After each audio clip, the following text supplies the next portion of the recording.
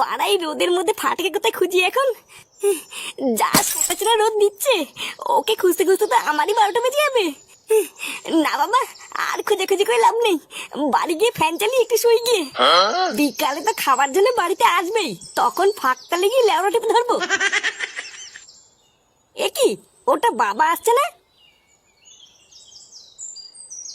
এ কি বাবা, তুমি কোথায় যাচ্ছ? আর বলিস না, তাড়াতাড়ি আমার সাথে চল, একটা কেলেঙ্কারি হয়ে গেছে। কেলেঙ্কারি হয়ে গেছে মানে? কি হয়েছে?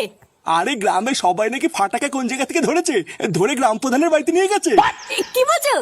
হ্যাঁ রে, শুনছি নাকি ধরে বেঁধে রেখেছে। তাড়াতাড়ি চল, না হলে কিন্তু গ্রামের লোকজন ধরে মারধর করবে।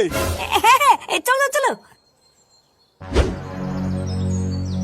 এইটুকু একটা বাচ্চা যদি গ্রামের লোকজনের এত ক্ষতি করে, তাহলে গ্রামের লোকজন তো খসে যাবেই। আচ্ছা নান্টু, তোমার তো বয়স অনেক হয়েছে নাকি? তা তোমার নাতিস দিয়ে এরকম বারোশো করে বেড়াচ্ছে, তা তুমি কি শাসন টাসন করো না নাকি? না মানে মোড়ল মশাই, আমি তো আমার দিক থেকে সম্পূর্ণ চেষ্টা করি। দাদু হয়ে যতটা সম্ভব আমি তো সবই করি। হ্যাঁ, তা তুমি কেমন শাসন করছো সেটা তো দেখতেই পারতেছি। একজনের বাচ্চার ধাক্কা দিয়ে পুকুরে ফেলাই দিছে, আর একজনের নাকি আচার চুরি করছে।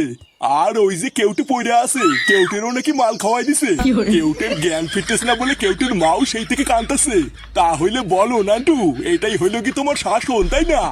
আর এই যে ফুটো, তা তুমি কেমন বাপ হইছো? তা এইটুকু বয়সে তোমার ছেলেটাকে তুমি এইসব শিখাও? এ দেখুন বাড়া, আমি কেন এইসব শিখাতে যাবো? আমার কি খেয়ে দেখো না কাজ নেই নাকি? দিন রাত এত চোদন দেই, তাও ওর কোনো শিক্ষাই হয় না। তা আমি কি করবো? আর আজকে তো পুরো পাড়ার সামনে আমার মান সম্মান সব ডুবিয়ে দিল। একবার এখান থেকে বেরোক না, তারপরে আমিও দেখছি ওর কি করতে হয়। না না ফুটো, আমি কিন্তু এই লাস্ট ওয়ার্নিং দিতেছি। তুমি তোমার ছেলেরা কি করবা কি না করবা আমি জানি না, কিন্তু তোমার ছেলের নামে যদি পরের বার আর কোনো নালিশ আসে, তাহলে কিন্তু আমি তোমাদের সবাইরাই গ্রাম ছাড়া করবোই বলে দিলাম। আপনি কোনো চাপ নেবেন না, ফাটার নামে আজকের পর থেকে আর কোনো নালিশই আসবে না।